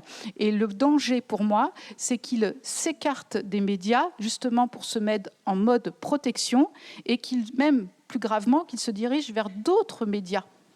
Et des médias dits alternatifs, des médias qui leur donnent à voir une autre manière de penser le monde, et notamment du contenu généré par IA. Vous voyez la boucle qui peut se refermer contre nous, en fait, et là où c'est problématique. Là où j'attire votre attention, c'est ce qui me semble compliqué aujourd'hui à travailler avec les jeunes, parce qu'on a aussi des adultes qui ne sont pas forcément aussi très au point sur cette question-là. Ce sont les médias synthétiques. Nos jeunes voient énormément de contenu synthétiques. Et là, je lisais récemment, il y a environ 10 000 médias synthétiques en France. Donc, imaginez la masse d'informations synthétiques vues par nos jeunes. Alors, moi, ça, par exemple, ça m'inquiète, ça me questionne. Mais on revient aussi sur quelque chose qu'on doit travailler, notamment dans les fondamentaux en éducation aux médias, c'est qui fait l'info. Et bien penser l'info comme étant un bien universel à protéger. Voilà. Donc là, ça repose la question aussi de l'IA qui vient à bouleverser le métier des journalistes. Donc ça aussi, il faut y travailler avec les élèves. Alors, ça fait quelques années déjà que l'IA est utilisée, comme tu le dis, Karen, pour les articles synthétiques. C'est-à-dire globalement, les articles qui vont résumer une situation. Ça ne se disait pas, mais nous avons certains étudiants en stage qui nous ont parlé. Donc, je suis tenu par le secret professionnel, je ne pourrais pas dire qui, mais l'idée n'est pas totalement neuve. L'outil est en train d'évoluer pour faire quelque chose de plus en plus probant, mais les premiers essais ne datent pas de cette année ni de l'année d'avant. Voilà. Ouais, là où il y a danger, c'est des médias synthétiques qui servent à la désinformation, à la manipulation. Moi, ce que je vois, c'est surtout des contenus synthétiques qui servent clairement à manipuler les masses, quoi. Et là, il y a un vrai enjeu à travailler avec les élèves sur ces questions-là. Là, en parallèle, on en parlait tout à l'heure en aparté, il y a quand même une importante table ronde sur la guerre informationnelle, la guerre cognitive, les ingérences numériques étrangères. Nos élèves ne sont pas exclus de ça et nos élèves rapportent souvent en classe, notamment à leurs professeurs de lettres, d'histoire géo, des contenus qui sont faits uniquement par IA et des contenus qui arrivent facilement à eux. C'est pas qu'ils viennent les chercher, c'est que ça arrive à eux, notamment par le jeu des algorithmes. Et là, clairement, il y a urgence à éveiller leur esprit critique face à ce type de contenu et l'IA sert à industrialiser le faux. Donc là, il y a urgence démocratique. Donc on le dit, il y a urgence pour l'éducation à l'image, pour l'intelligence artificielle, pour au final même revenir aux fondamentaux du journalisme, de la fabrique de l'information. Donc il faut faire de la pratique, il faut des intervenants. Tout ça, ça coûte des sous. Et on revient aussi à la question des financements. Comment on fait pour financer ces besoins-là en éducation aux médias et à l'information ? On a posé la question à Madame Lesage de l'Arcom, donc je vous laisse écouter sa réponse, puis après ce sera à vous. À l'occasion de la semaine de la presse, Édouard Geffray, ministre de l'Éducation nationale, et Martin Adjari, président de l'Arcom, signent une nouvelle convention de partenariat pour renforcer les liens de coopération entre l'Éducation nationale et l'Arcom. Voudriez-vous nous dire, Bénédicte Lesage, quels attendus, quelles nouveautés et potentiellement quel budget ? Malheureusement, je ne vais pas annoncer des budgets supplémentaires. D'abord, nous avons un budget global en tant qu'Arcom sur l'ensemble de nos missions. Et donc, dans la loi, il n'est pas inscrit d'augmentation de notre budget, plutôt une augmentation de nos missions. Ça, c'est une information. Je ne sais pas du côté de l'éducation nationale. L'idée, c'est surtout, je pense, dans cette signature, c'est qu'on avait déjà une convention avec l'éducation nationale et le réseau Canopé et le Clémy, mais qui se terminait en janvier 2026. Donc, et qui nous a permis de mettre en place un certain nombre de collaborations.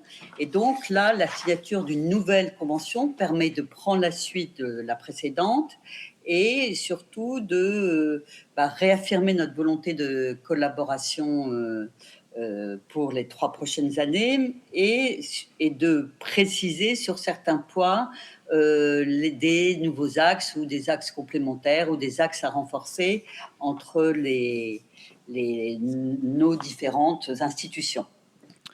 Donc voilà, beaucoup de volonté et de missions fléchées, mais pas forcément plus de budget. Comment ça se passe au niveau régional ou de l'éducation supérieure ? Admettez que vous ne vous attendiez pas que la dame vous annonce le retour des 30 Glorieuses et qu'il y avait plein d'argent à mettre partout. Donc bon, finalement, au moins elle l'a dit franchement.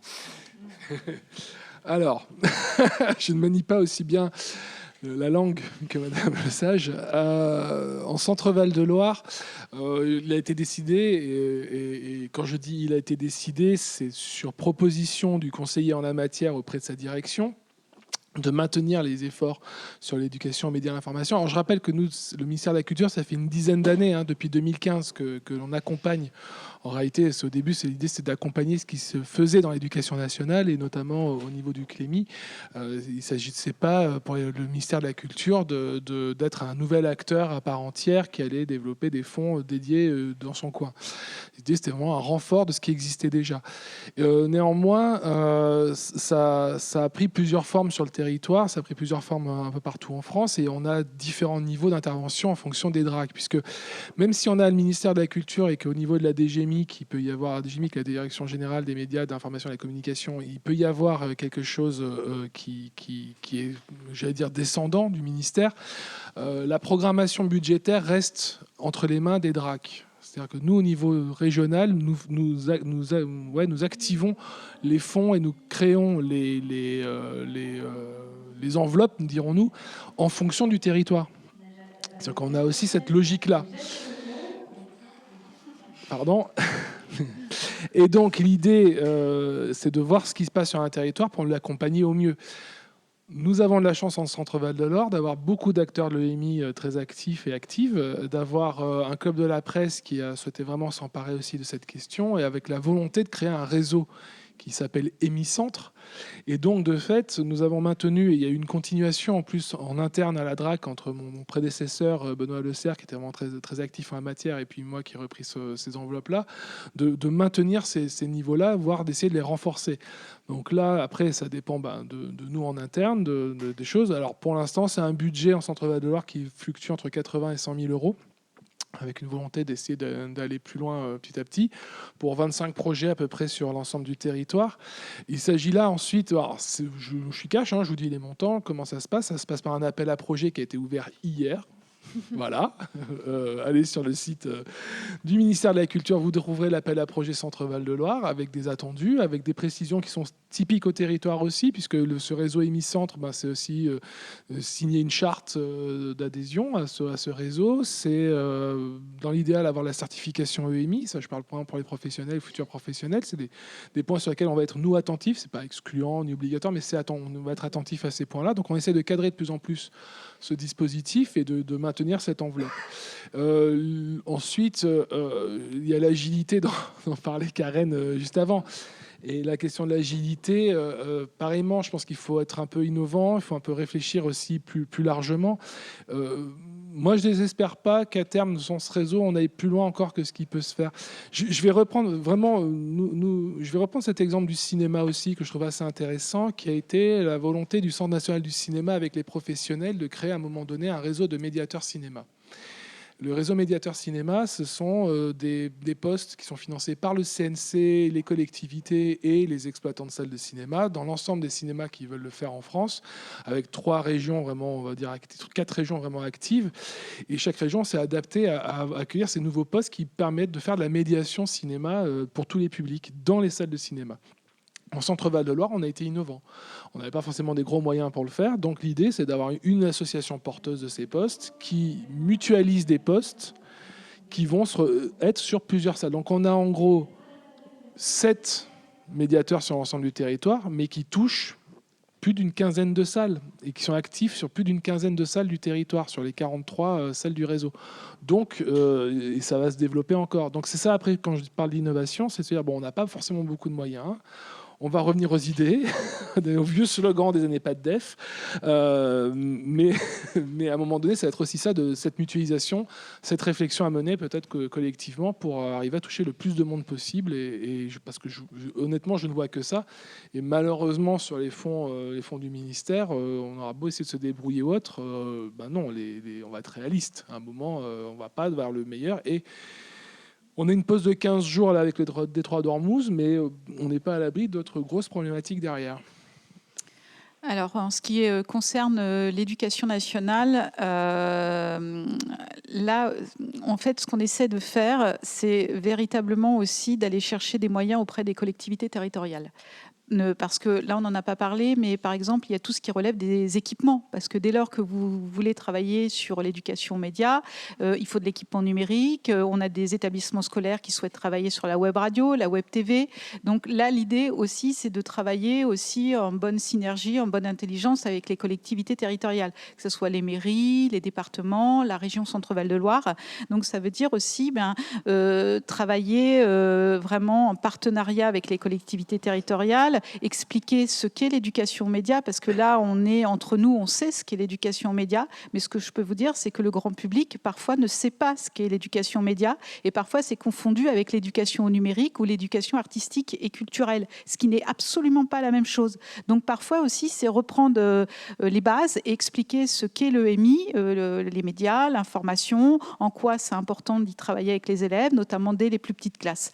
Donc, la chance dans la région Centre-Val de Loire, c'est que moi, je suis au contact des collectivités et si je prends l'exemple de la région Centre-Val de Loire, la région fait d'énormes efforts pour équiper notamment les lycées en studio de web radio, web TV. Et là, systématiquement, dès lors que je porte un projet d'équipement auprès de la région, systématiquement, le lycée est équipé. Imaginez l'effort que cela représente pour une collectivité. L'engagement qui est pris, pour moi, du côté du Clémy par rapport à la région, c'est vous équiper, je forme les enseignants.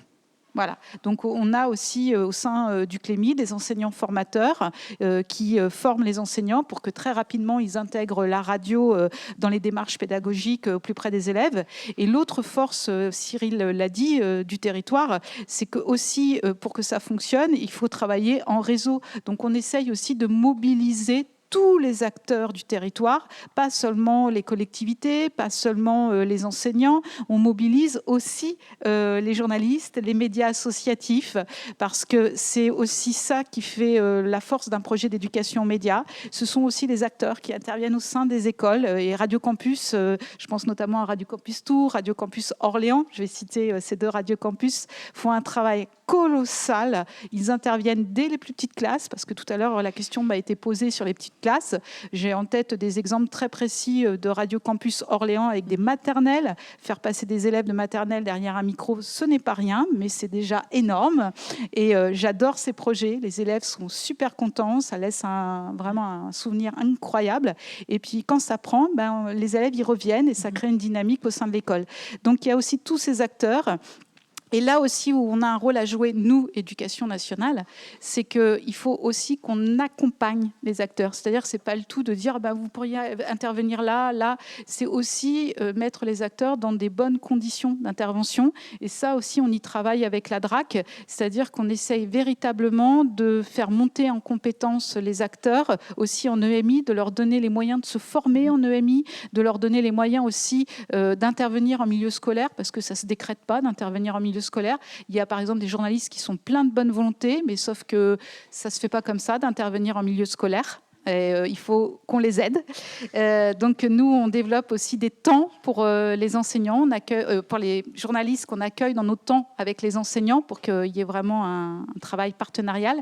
Je sais que c'est pas toujours évident, que ça se fait pas toujours partout, mais c'est ça aussi la question des moyens. Parce que là, on parle beaucoup de moyens financiers, mais il y a aussi la question des moyens humains. Mais je vois qu'il y a des questions. Il nous reste 10 petites minutes. On va prendre les questions qu'il y a dans le public. Mais merci d'être revenu sur aussi ce rôle des radios associatives, des médias locaux.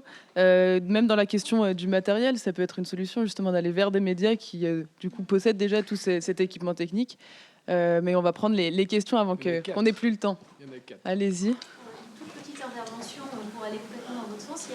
Il y a un acteur culturel local qu'on n'a pas cité, qui sont les bibliothèques, les bibliothécaires. On l'a dit tout à l'heure, on a parlé. On n'a pas des bibliothèques, mais vous avez raison. Vous parlez de manière territoriale, de complémentarité des moyens, des compétences, des moyens financiers. Et pour le coup, les bibliothèques jouent énormément ce rôle. Et le lien avec l'éducation nationale, avec les journalistes, est vraiment à créer, à développer. Parce que pour le coup, il y a encore beaucoup d'enseignants, de professeurs documentalistes qui sont complètement démunis face à ces compétences. Bien sûr. Qui sont censés acquérir à vitesse grand V et que là, vraiment à l'échelon local, je pense que... Alors vous avez raison, les bibliothèques, c'est un point qui est important et en effet, les réseaux de lecture publique, c'est un réseau très important. En Centre-Val de Loire, Bibliothèque, médiathèque, il y a un CTL et un contrat territoire lecture en cours, je crois que Sweetchart, mais je me trompe, il faudrait que je demande à ma collègue, qui signe dans son contrat territoire lecture qui inclut l'EMI dans ce CTL, donc ce qui est assez remarquable et à noter. Et moi, je rajouterais aussi parce qu'on en trouve beaucoup dans les médiathèques et bibliothèques dans toute la France, il y a des réseaux techniques auxquels on ne pense pas, qui sont les microfolies, qui sont les dispositifs de la Villette avec les tablettes et les projecteurs, qui peuvent être des supports techniques aussi à utiliser, à développer pour l'EMI dans tous ces lieux-là. Enfin, moi, je lance l'idée aussi comme ça parce qu'on en parle beaucoup dans d'autres cadres et on n'a pas encore vu arriver de projet avec des microfolies. En Centre-Val de Loire, il y en a 33 des microfolies, dont des itinérantes. Mine de rien, ça touche rapidement beaucoup de monde. Voilà. Et ce réseau maille l'ensemble du territoire et va dans des quartiers à la fois des QPV, des quartiers prioritaires de la ville, ou des territoires très très ruraux. Je voulais revenir un peu sur l'IA. En tant qu'intervenant en EMI, on m'a beaucoup sollicité sur l'IA, comme on m'a sollicité beaucoup sur les complots et les fake news il y a quelques années. Donc il ne faudrait pas refaire les mêmes erreurs. Mais merci. En revanche, il y a une vraie accélération. Les pratiques des jeunes, ce n'est pas du tout les mêmes en quelques années. Et aujourd'hui, dans ce rapport au réel, maintenant, quelle que soit l'image que je montre, c'est de l'IA. Donc une image d'archive, du débarquement, etc. Et donc tout est de l'IA, et là c'est vraiment nouveau depuis 2 ans, et donc on a cette perte de réel, et tout devient fiction, alors ça les protège. Ça c'est évident de dire que des gens décapités ou écrasés c'est de l'IA, tant mieux, mais c'est vraiment un problème dans la pédagogie, parce que si on passe de mi-journée à compter les doigts, ça peut toujours être utile, mais là on est... C'est fini. Non, mais c'est fini, mais ils regardent quand même du mi-journée, ça reste sur Internet. Ces objets-là restent. Je répète juste. Voilà. Par contre, on va regarder les vidéos proposées par la propagande iranienne, ou israélienne ou américaine, mais tout est faux. Donc c'est très compliqué dans cette ère de post. Je vais répondre à ça. Il y a une phrase que j'aime beaucoup. Est-ce qu'on peut juste répéter la question pour l'enregistrement? Ouais, donc c'est plutôt là, de la part d'un intervenant en éducation aux médias, la question de comment, comme on l'a fait avec les fake news, comment s'adapter à ça et pas tomber dans les mêmes travers qu'il y a eu. Et là, le travers, ce serait que les élèves pensent tout de suite que tout est IA et donc d'un coup tout serait faux, même des images notamment de propagande qui au final sont vraies et au final on n'y croit plus non plus, quoi. Alors, comment repérer le vrai du faux? Alors ouais, c'est vrai que moi j'adhère totalement à ce que tu viens de dire, totalement. Après, j'y vois aussi un danger par rapport à ça, c'est que en fait, en éducation aux médias et à l'information, depuis notamment 2015, on fonctionne avec ce qu'on appelle des totems. C'est-à-dire que moi, je vois un danger, c'est que souvent on a tendance à faire que l'EMI, ça ne soit plus qu'un seul objet d'études. Par exemple, en 2015, il y avait un seul objet d'étude, c'était les théories du complot. En 2016, un seul objet d'étude, les fake news. Et là, maintenant, depuis 2024-2025, un seul objet d'étude, l'IA et les problématiques autour de l'IA. Sauf que c'est réduire l'éducation aux médias et à l'information à un tout petit objet. En fait, l'éducation aux médias est bien plus large que ça. Et pendant qu'on se focalise sur cet objet, on a tendance à oublier tout le reste et on ne prépare pas les élèves et on ne travaille pas sur les fondamentaux en éducation aux médias. Je suis tout à fait d'accord avec ça. Moi, ce qui me semble essentiel, c'est en fait et j'aime beaucoup cette phrase de Divina Fromex, c'est qu'on est dans un moment particulier où il faut apprendre à décroire, en fait. Apprendre à décroire, c'est pas être dans, vous savez, l'hyper-doute, mais le mauvais doute. Vous savez, le doute où on doute de tout. C'est être dans le doute raisonnable. Et surtout, c'est aujourd'hui, dans une société de l'image, où il est très facile, comme vous l'avez dit, chacun, de produire de l'image, c'est d'amener justement les jeunes, mais aussi les moins jeunes, à venir peut-être questionner, douter de l'image. Mais le doute, vous savez, serein, sain, raisonnable. C'est-à-dire aller chercher, par exemple, ce qu'il y a autour de l'image, venir à convoquer le péri-document, revenir, vous savez, aux questions fondamentales, qui, quoi, où, comment, vous savez, les fameuses 5W des journalistes, eh bien, on les adopte, ces questions-là, et on passe au filtre l'image avec ces 5 questions. Ça, c'est important, d'autant plus que la personne qui a publié cette image, elle a certainement publié d'autres images. Donc, on remonte le fil. Ça, c'est un outil. Donc, apprendre à décroire, c'est bien, mais c'est comme en 2015, on ne doit pas être, vous savez, dans l'hyper-doute, dans l'hyper-critique. C'est exactement les mêmes recettes qu'en 2015. Il ne faudrait pas qu'on commette les mêmes erreurs. Je suis totalement d'accord avec toi. Sauf que là où il faut qu'on fasse très attention, moi, ce qui me fait un petit peu peur par rapport aux élèves, c'est que, par exemple, comme en ce moment, il y a beaucoup d'images qui sont générées par l'intelligence artificielle, on a même des élèves qui viennent à questionner de vraies images historiques.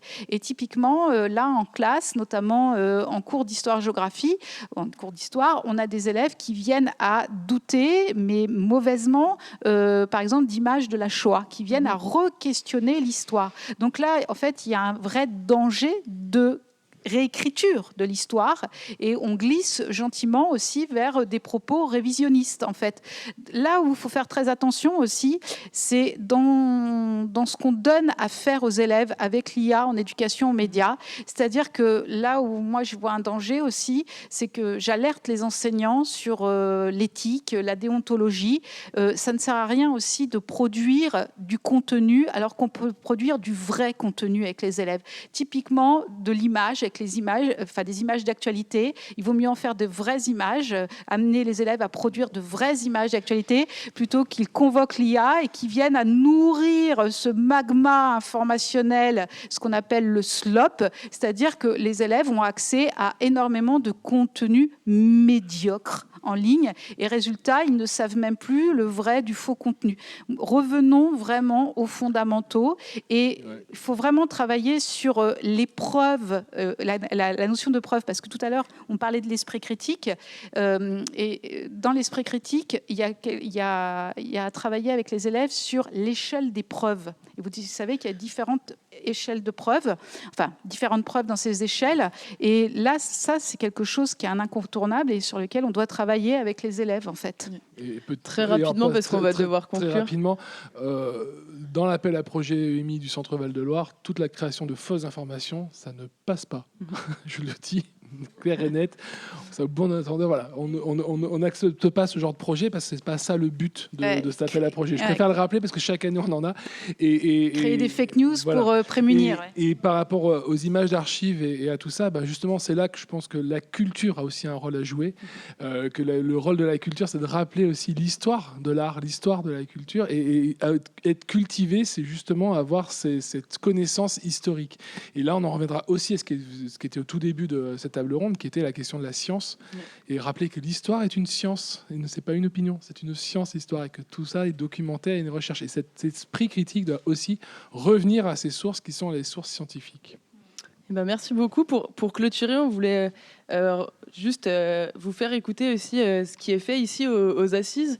Depuis hier, des membres du réseau Radio Campus France font des ateliers auprès de classes de la région. Il y a 8 classes en tout qui vont être touchées pendant ces 3 jours d'Assises par des ateliers d'éducation aux médias dans lesquels on utilise beaucoup les ateliers par la pratique. Donc c'est des élèves qui, là, en quelques dizaines de minutes à notre plateau radio, vont pouvoir pratiquer la radio, donc sur des principes d'éducation populaire. On voulait aussi mettre ça en avant lors de cette table ronde, qu'effectivement l'éducation aux médias passe aussi par ces techniques-là d'éducation populaire, par la pratique directement. Et avant de se quitter, on vous propose d'écouter un court extrait de ce qui a été fait par les élèves hier autour justement de l'intelligence artificielle et de leur usage à eux. Donc vous êtes élève de 5e au collège Jules Michelet à Tours. Je voulais savoir, est-ce qu'il y en a ici autour de cette table qui utilisent ChatGPT ou une autre intelligence artificielle assez fréquemment? Genre pour mes devoirs. Alors tu utilises pour tes devoirs, c'est-à-dire que tu poses à l'intelligence artificielle la question qui t'a été posée dans un exercice? Oui, quand j'ai vraiment la flemme de le faire. Donc toi, tu l'utilises un peu par fainéantise. Oui. Tu l'avoues. Oui. Est-ce qu'il y en a d'autres qui l'utilisent, mais plus, on va dire, quand ils n'ont pas compris le leçon ou pour se filer un coup de main? Alors quand je ne comprends pas un exercice, je demande à ChatGPT ou à l'IA. Parce que j'ai aussi la flemme de faire mes exercices et pour écrire mes leçons aussi. Par exemple, quand j'ai pas compris une date dans le cahier, je l'utilise. Mais est-ce que tu as un moyen de vérifier que l'aide qui t'est apportée par l'intelligence artificielle, par l'IA, elle est correcte? Parce que peut-être qu'elle se trompe. Et donc, si tu poses la question, est-ce que tu as un moyen, toi, de refaire une vérif derrière? Non, j'ai pas. Par exemple, quand j'ai pas compris une leçon, je demande à ChatGPT. Et aussi quand j'ai la flemme.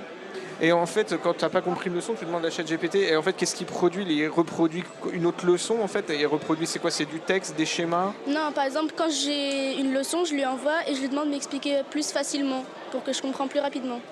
Et ça prend quelle forme? C'est quelque chose d'oral, d'audio que tu écoutes, ou c'est quelque chose que tu dois relire? Non, un truc que je dois relire. Ok. Et tu trouves que c'est plus facile à comprendre que la leçon, on va dire, qui t'a été donnée au collège? Oui. Est-ce que ça vous est déjà arrivé? Est-ce qu'il y en a ici à qui il est déjà arrivé de demander quelque chose à l'IA et il s'avère qu'en fait c'était erroné ou incomplet? Ce que l'IA a donné était pas bon. Alors attends, je te rallume ton micro. Des fois, quand je pose des questions d'exercice à ChatGPT, il répond pas forcément ce que je veux, et aussi des fois il écrit des longs trucs. Enfin, dans certaines matières en particulier, il y a certaines matières où il est plus en difficulté que d'autres? Je pense les maths, parce qu'il écrit trop de chiffres et du coup moi je veux quelque chose de simple parce que c'est plus facile à comprendre. Bon, là on a parlé on va dire de l'aspect scolaire, le collège, les devoirs. Est-ce qu'il y en a qui utilisent aussi l'intelligence artificielle plus, ça va dire, pour s'amuser sur des choses un peu plus récréatives, pour rigoler? Moi, j'utilise pour faire à manger.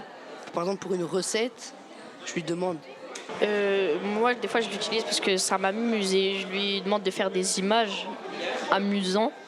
Et des fois, il y a aussi des gens qui créent des vidéos autour de ça. Du coup, Voilà, du coup, des élèves pétris d'honnêteté. Oui, ils sont honnêtes, en fait. Il y a eu quelques froncements de sourcils, mais ils sont honnêtes. Il faut leur laisser ça. Donc voilà, ça rassemblait un peu tout ce dont on a parlé aujourd'hui. Merci beaucoup à tous les trois d'être venus participer à cette table ronde. Merci Laure, merci à Radio Campus. Merci monsieur pour la technique. Vous pourrez retrouver la table ronde sur les sites des Radio Campus, notamment du réseau Radio Campus France, si vous voulez la réécouter et retourner voir tout ce que ça raconte.